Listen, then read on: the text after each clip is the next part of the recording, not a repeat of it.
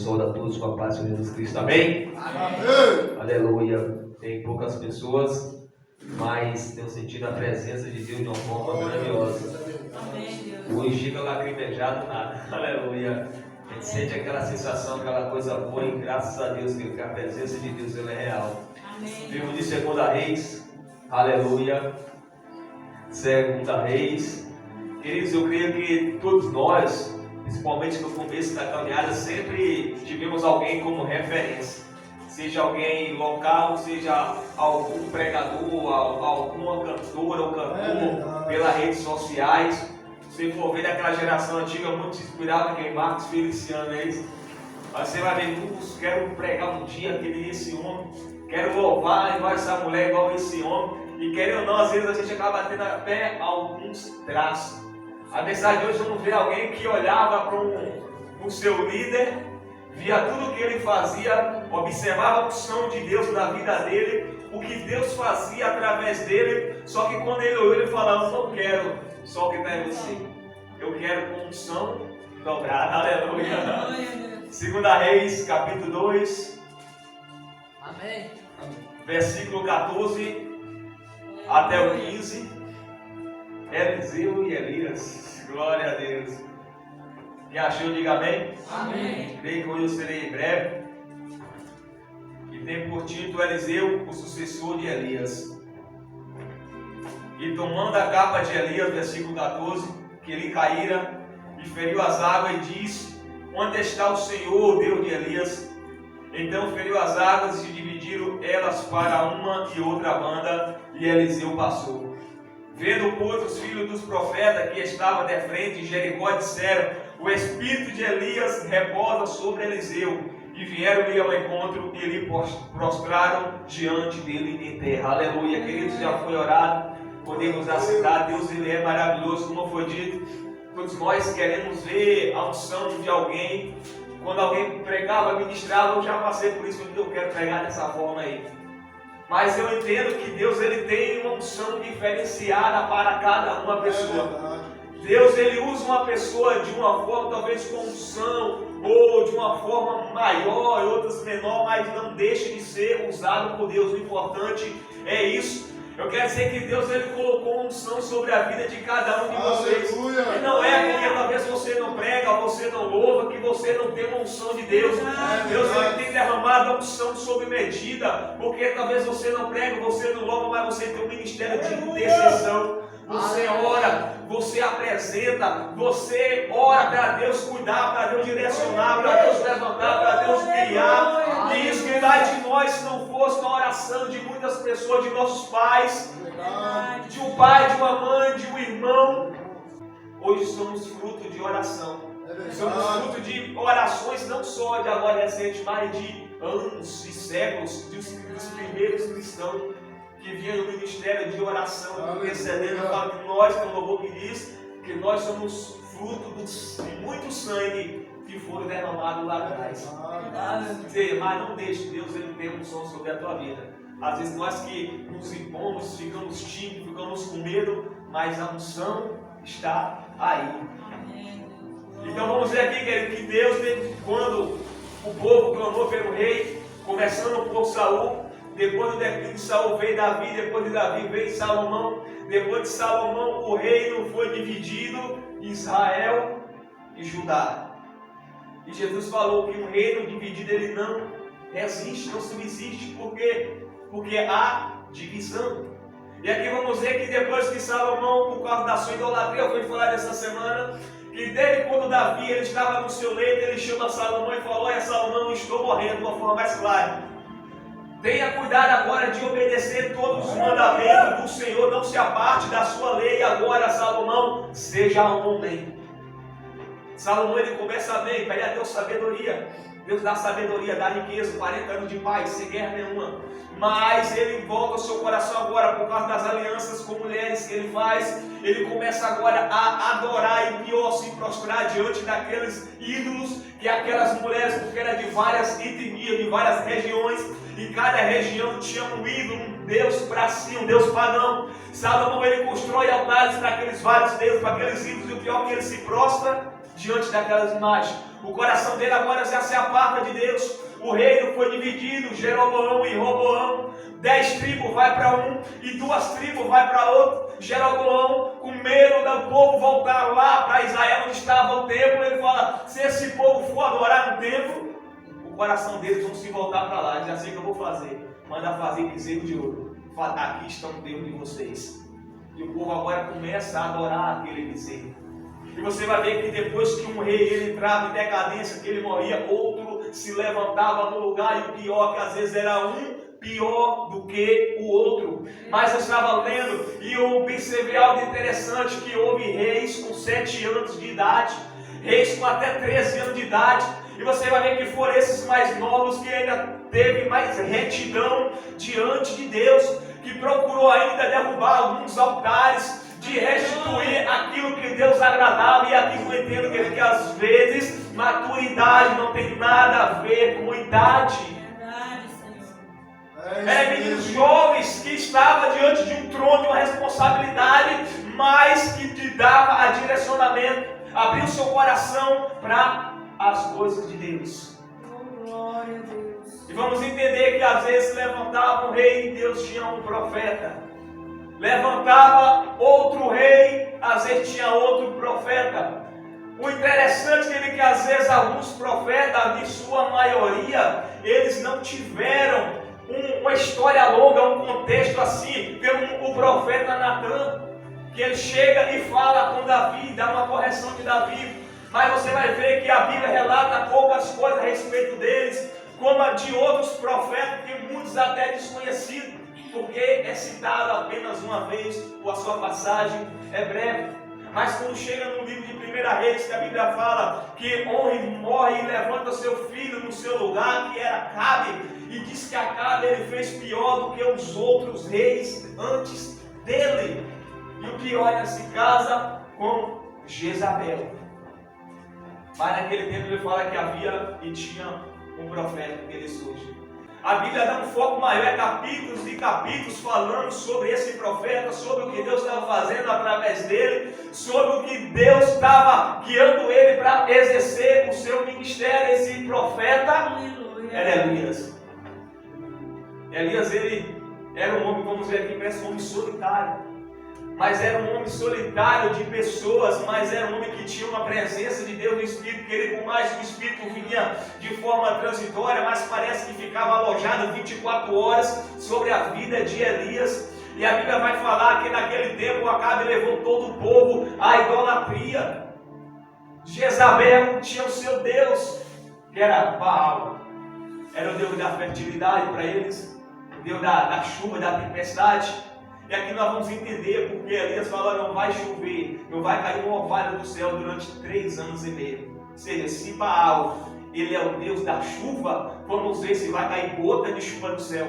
Se vocês creem que Baal ele é o Deus da fertilidade, vamos ver se vai brotar erva verde, vamos ver se vai ter frutos, se as árvores vão ficar com as suas folhas verdes intactas, se os ribeiros vão permanecer cheios. Se Baal é o Deus de vocês, vamos ver se vai haver alguma manifestação, querido. Mas nós sabemos que o Deus da chuva, o Deus do sol, o Deus do calor, o Deus do frio, o Deus dos altos, dos baixos, dos montes, dos vales, é o único Deus que nós servimos, o Deus verdadeiro, aleluia, que guiava fogo, mão forte e braço estendido quando saiu lá do Egito. Aleluia. Aleluia.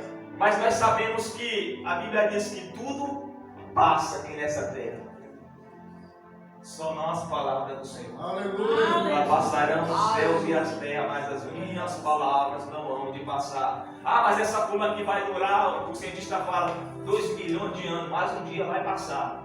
vai durar aqui 1000 anos, mas vai passar, não vai ficar eternamente, um dia vai virar pó. Mas Deus está falando, nós somos peregrinos, estamos só de passagem. O ministério de Elias um dia ia ter que se findar. O ministério de Elias um dia ia passar, mas não podia acontecer como aconteceu com Josué, que ele não deixou nenhum sucessor depois dele para dar continuidade à obra. E Deus, nós entendemos e sabemos bem a história de Elias, que por muitas vezes Deus usava aquele homem para ir lá confrontar Acabe, para ir confrontar a tal da Jezabel. Queridos, e nós vamos ver que por muitas vezes Elias ia exercer o chamado de Deus. Mas quando Deus fala assim, Elias, vai lá, vamos colocar aqui, põe o dedo lá e fala. Mas quando Deus fala, Elias também foge, se esconda no ribeiro de Querite.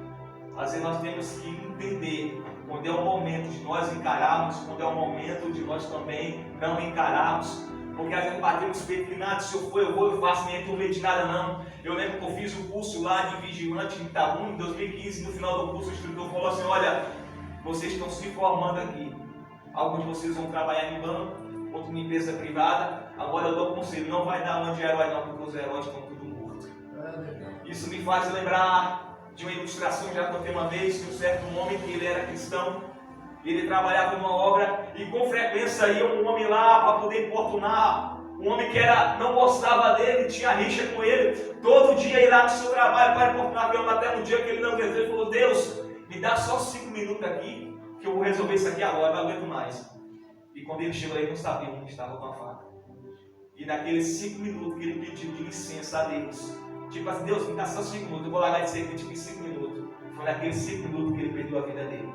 Queridos, Elias era um homem que tinha o Espírito de Deus, era um homem que ousava com o Espírito de Deus. Mas a pessoa Elias vai lá para o ribeiro de Querite, dá um tempo lá, se esconde lá. Elias, ele obedeceu e foi lá. Eu quero falar que o Deus de Elias era um Deus de provisão, um Deus que sustentava. Enquanto Elias estava lá no ribeiro, enquanto Elias sentia-se solitário, sozinho, naquele riacho, Deus estava sustentando com pão, Deus estava sustentando com água. Provavelmente talvez era um dos únicos ribeiros que ainda tinha água naquele lugar. Mas mesmo em tempo de escassez, Deus ele tem providência. Mesmo em tempos difíceis, Deus ele tem cuidado. Porque lembra que quando Deus ele deu sonho para aquele rei do Egito, que havia 7 anos de fome, e antes disso haveria 7 anos de bonança. Deus deu sabedoria e estratégia para José. Durante a escassez, durante o período de falta, de secura, que não estava produzindo em muitas terras, Deus estava dando a providência lá no Egito. Porque José estava lá, um servo dele, enquanto ele estava lá, Deus estava mantendo aquelas regiões vizinhas, aquele povo, Deus estava sustentando, Deus estava dando providência e provisão. Eu quero falar que no deserto tem provisão, no vale tem provisão, e mais ainda, no vale de Jacó, que teve ainda a presença, que Jacó estava lá no momento conturbado, com medo de voltar para o seu irmão Esaú, mas lá no vale, naquele momento que estava ele sozinho, a presença estava lá com ele. Aleluia, queridos. Até que chegou o tempo que Deus falou, Elias, sai daí. Deus tinha falado, já ordenei uma mulher que vai te sustentar. Sustenta, a gente pensa logo, né? Sustenta, então vai ter muito banquete, muito alimento. Imagina Elias chegando lá e falando, olha, eu vou ter agora, vou ter minha cama, vou chegar lá, vou ter alimento na mesa, vou ter pão, vou ter água. Quando chega lá, quem é que vai sustentar uma viúva? Fala, faça um copo a mim, não tenho nada, só tem um pouquinho de farinha que eu faço aqui, mas depois eu consigo morrer, não tem mais nada. Mas Deus está dizendo que quer sustentar, queridos. Às vezes você olha e fala, olha, a conta está zerada. Eu só não vou te sustentar, né? Você fala, meu Deus, mas eu não tenho recurso. Deus fala, eu estou te sustentando, eu vou te sustentar. Quando Deus fala assim, ó, vamos para o outro lado da margem, querido, veio uma tempestade tão grande, o barco estava para afundar o discípulo, nós vamos morrer agora, Jesus. Mas ele falou uma palavra, nós vamos para o outro lado. Se ele falou, ele vai chegar. Se ele falou, ele garante. Se ele falou, ele cumpre. Quando surge o desafio que Deus fala, vai lá, volte lá, desafia os profetas de Baal, 450, mas também tinha os profetas de Azerá, era 400, totalizando cerca de 850, mas naquele desafio só estavam os profetas de Baal, que era de Jezabel também. E quando eles sobem lá o monte, que eles fazem o desafio, nós bem sabemos para adiantar, Os profetas de Baal, eles começam a gritar. Mas antes disso, já tinha 3 anos e meio já clamando, gritando. Baal manda chuva. Baal enche os riachos. Manda pasto, os gados estão morrendo. E nada. Será que era naquele momento que Baal ia responder a eles? E aí não apareceu manifestação nenhuma. Mas, quando Eliseu fala onde está o Deus de Elias, aí o Deus de Elias vai orar. E ele fala: olha, Senhor, Deus de Abraão, de Isaac, de Jacó, manifesta hoje que Tu é Deus de Israel, para que esse povo também saiba, que ele saiba que eu também sou teu. Aleluia. Sou Deus servo, aleluia. Glória. E Deus, ele respondeu com fogo. E o interessante é que a Bíblia está cheia de manifestação de Deus a respeito de fogo. Até mais na frente, quando fala que vai separar Eliseu, fala que é carruagem, carro de fogo. A Bíblia fala que Deus, ele é um fogo consumidor. A Bíblia fala que até no altar dele, os serafins, aquele que arde em chamas, não ousou pegar com suas mãos braços do altar de Deus. Se tem brasa é porque tem fogo lá, mas pegou um martenaço para colocar na boca de Isaías. Quando Deus também respondeu com fogo, não foi só de Elias, não. Tem uma passagem que Deus responde com fogo também lá para Davi. E tem uma passagem brasileira do povo do Egito, que Deus colocava a coluna de fogo. Deus, ele é fogo consumidor, mas é fogo purificador. Ele é fogo que queima, que consome, mas também é fogo que limpa, que purifica, que trata, que aquece. Aleluia. Deus, ele sabe como usar. Deus, ele sabe como fazer. Ele tem a medida certa de como tratar cada um. Aleluia. Depois que ele sobe, faz oração, desce fogo do céu, manda matar os idólatras, os profetas. E aí ele fala assim: olha, vamos agora orar para chover. Interessante que o Deus que nós temos, ele responde com fogo, mas também responde com água. Aleluia. O mesmo Deus que respondeu com fogo, agora ia responder com água. Ele ia sobe para orar. E quando ele manda o seu servo ir olhar se tinha uma nuvem, acho que o céu estava mais azul do que aquele céu na praia, não tinha uma nuvem sequer. E aí quando ele vai para o sétimo ali, ele falou: veja uma nuvem do tamanho da mão de um homem, quando escuta aquele louvor. E aí quando ele vê aquela pequena nuvem, ele fala: ixi, a vida acaba que vai cair toró. Queridos, e às vezes nós não conseguimos enxergar coisas grandes de coisas pequenas. Às vezes coisas grandes começam com coisas pequenas, pequenas atitudes, pequenos gestos. Coisas pequenas que sucedem às vezes, coisas grandes. Você ia falar: se ser fiel no pouco, te colocarei sobre muito. Elias, quando falou que tinha uma nuvem pequena, ele falou: vai cair chuva da pesada. Pode mandar para preparar seus carros e mandar aqui. Quando ele ora, fala que cai uma chuva forte.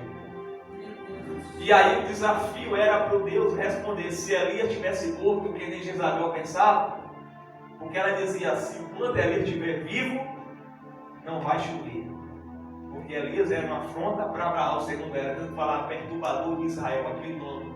E é perturbador de Israel. Quantos perturbadores do mundo não tem aí? Você bota um louvor, já está perturbando.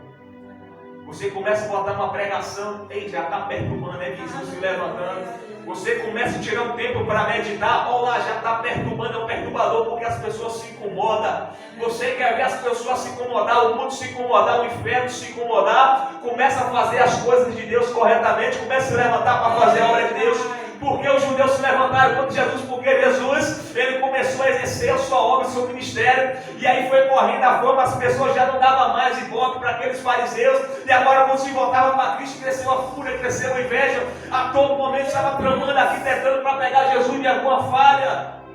Verdade. Aleluia, Deus. Imagina que de Acabe chegar, a chuva caindo, e Jezabel falou: pronto, Elias morreu. E aí chega agora Acabe para dar notícia.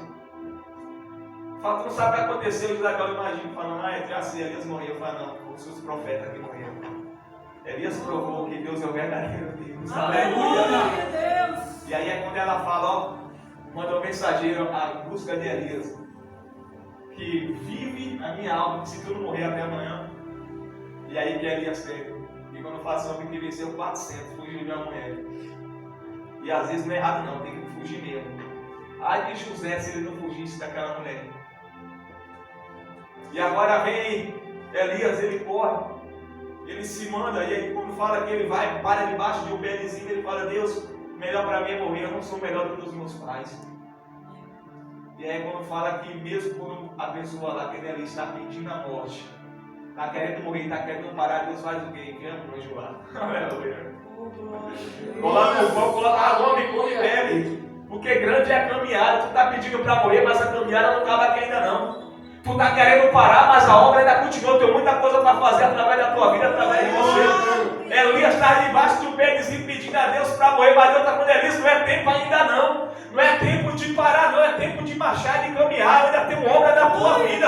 Eu tenho coisa para fazer através de você. Talvez nós estamos que nem Elias aí, querendo parar debaixo do peitozinho estacionado no canto. Deus, eu não quero mais fazer, eu não aguento mais. Deus está falando, ainda não é hora de parar não.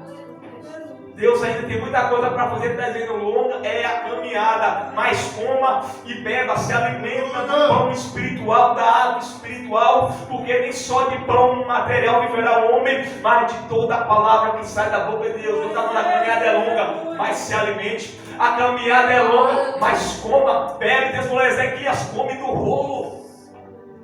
Aleluia. A caminhada é longa. Elias estava tão cansado, tão esmurado, que mesmo Deus falando, ele come e bebe para dormir de novo, queridos. Deus mais uma vez fala, Elias, agora levanta, come e bebe. Depois que Elias come e bebe, ele vai e caminha uma caminhada de 40 dias, 40 noites. É quando ele vai para o Monte Horebe, conhecido como Monte de Deus, é lá que ele entra na caverna. Você vê quando eu vi a voz que tu está fazendo aí, Elias. Naquela vez eu fiz um devocional a respeito de caverna, porque a questão não é só entrar numa caverna. Tem cavernas que elas são profundas, é mais de quilômetro de extensão, entrando até o fundo, outros é larga em tamanho e profundidade. Se você for pesquisar as cavernas mais profundas do mundo, elas têm quilômetro de extensão, queridos. Então a questão não é só entrar na caverna, mas o grau de profundidade que a pessoa entra lá dentro. Quanto mais profunda ela entra, mais longe da saída ela fica. E quanto mais profunda ela entra, mais longe da luz ela fica. Quanto mais ela entra para dentro da caverna, mais difícil é para ela retornar. Deus está falando, Elias, está fazendo o que aí? Tem pessoas que estão na beira da boca da caverna, onde está no meio, está lá profunda. Mas independente do grau de profundidade, Deus está mandando nós sairmos para fora. Sai daí. Elias, sai daí. Porque tu está fazendo aí, falou, Senhor, mataram os teus profetas, derrubaram os teus altares, e só fiquei eu. Então, Deus, ele sempre tem uma palavra de conforto. Deus, ele sabe aquilo que nós não sabemos. Elias, ainda tem 7 mil que não trovaram comigo. Tem 7 mil que eu concebi ainda, Elias. Mas sai para fora. E aí, depois dessas passagens aqui, querido, que Deus vai falando, olha, você vai chegar, vai ungir duas pessoas como rei, um da Síria, outro de Israel. Mas você vai ungir um homem chamado Eliseu. Esse aí vai ser o seu sucessor. É quando a palavra fala que Elias vem, chega e topa Eliseu, para na terra com 12 juntas de boi. 12 juntas, porque uma junta era 2 bois, então tinha 24 bois. Imagina que a terra que ele estava arando era grande. E aí quando fala que ele pega a sua capa, passa sobre Eliseu, Eliseu entende o mistério. E aí quando ele fala, deixa eu lá beijar meus pais, ele vai, despede os pais e ele fala, pega uma junta que é 2 bois, mata 2 bois, faz um churrasco, pega aqueles equipamentos queima, as pessoas comem e ele vai embora. Eu entendo que às vezes quando nós recebemos o chamado, Eliseu era como aqueles bois, eu entendo, pego para a nossa conjectura, porque eu vou matar esse boi aqui, eu não tenho, e vou queimar os equipamentos. Porque eu recebi o chamado e não tenho pretensão nenhuma de voltar para cá de novo. Aleluia, Deus. Ou seja, às vezes nós recebemos o chamado, mas sempre deixamos alguma coisa como seguro, alguma coisa mundana lá, para nós falar, oh, se não der certo, eu volto para cá de novo. Às vezes sempre deixamos alguma coisa, recebemos o chamado, até levantamos a nossa mão, mas sempre deixamos alguma coisa que não agrada a Deus como seguro, que se caso não der certo, voltamos para lá de novo. Eliseu falou, olha, já para evitar isso aqui, eu vou matar esses 2 bois e vou queimar os equipamentos tudo agora, porque eu não tenho pretensão nenhuma de voltar mais para trás. O povo lá no Egito estava voltando, vinha andando e estava com saudade, não era nem da comida, era do tempero, querido. Do Egito, pensei na escravidão, e fala que o rei colocou jugo pesado, porque o povo estava se multiplicando, mas o povo se acostumou, fala que o ser humano ele é adaptado. Tem situação de miséria, de extrema, uma situação que tu olha e fala, não tem cabimento, mas a pessoa se adaptou tanto àquilo, que para ela é normal. Aleluia, Deus. Que para ela é normal. As pessoas tinham se adaptado tanto no tempo de escravidão no Egito, que queriam voltar a falar de novo. Enquanto Cristo está oferecendo a liberdade, Conhecereis a verdade vos libertará. Oh, Pai. Eu gosto de fazer essa conjectura. Que verdade é essa? João 17,17 fala: Pai, santifica na verdade, a tua palavra é a verdade. Mas que palavra é essa? João primeiro fala: o verbo vivo, a palavra era descer do céu e se fez carne, Jesus Cristo. E essa verdade, João 14,6 diz que Jesus, eu sou o caminho e a verdade e a vida. Conheça Jesus, que Ele que te liberta. Se o Filho vos libertar, verdadeiramente sereis livres. Aleluia. Aleluia. Já nos últimos capítulos do 1 Reis, Elias ele só recebe o chamado, é a vocação. É o momento que ele está aprendendo com Elias. É o momento que ele está caminhando com Elias. É o momento que ele está observando, que ele está testemunhando, ele está vendo as obras, os ensinamentos, os exemplos e a pessoa de Elias. E as pessoas falam que um aluno às vezes ele se parece com o seu professor, com o seu instrutor. Já me falaram que eu prego parecido com o pastor Paulo. Como é que parece com o pastor Paulo? Mas provavelmente é porque eu aprendi com o pastor Paulo. Eu desenvolvi um ministério com o pastor Paulo. E aí, queridos, Eliseu, ele vem junto com Elias. Mas Eliseu sabia que o Espírito tinha identificado nele que Elias não ia ficar por muito tempo. E aí é quando ele anda com Elias e Elias fala: olha, eu vou ali em Jericó, tu fica aqui. Eu não vou também, aleluia. E Elias falou: olha, Eliseu, eu vou ali em tal lugar, tu fica aqui. Ele falou: não, eu vou também. E aí onde Elias sempre tinha alguns filhos de discípulos, porque havia uma escola onde os profetas davam ensino aos seus alunos, davam ensinamento, falavam sobre a palavra. E onde ele ia, aquelas pessoas também já sabiam, falou: olha, tu sabe que Elias vai ser levado, eu também já sei, fique quieto. E aí quando chega um tempo que Elias fala: olha, o que é que tu quer? Queridos, não tinha essa oportunidade. Eu falei: tu quer o quê? E aí quando Jesus chega para aquele cego, Bartimeu, o homem era cego, e fala que pela história ele não era só cego, ele teve os olhos arrancados. E aí arrancava os olhos, arrancaram de Sansão. Jesus olha para aquele homem, era mendigo, na beira da estrada, que esmola, com os olhos arrancados. Fala: tu quer o quê? Quer que eu te faça o quê? Queridos, nós temos tanta prioridade, mas Deus poderia nos falar assim: ó, eu sei que tu é mendigo, que tu é cego, que talvez tu não tenha uma família, que tu não tenha renda, mas prioriza aí o que você quer. Você o que eu vejo. Aleluia. Glória a Deus, aleluia. Eu vejo. E agora você vai dizer: tu quer o quê? Eliseu olha, eu acho que imagina as experiências que ele teve, de tanto ver Elias fazendo, de tanto que ele já ouviu falar, porque Elias não era conhecido pelo lado bom e pelo lado negativo pelos que o odiavam. Eu sempre falo: as pessoas vão te amar pelo que você é e vai te odiar pelo mesmo motivo.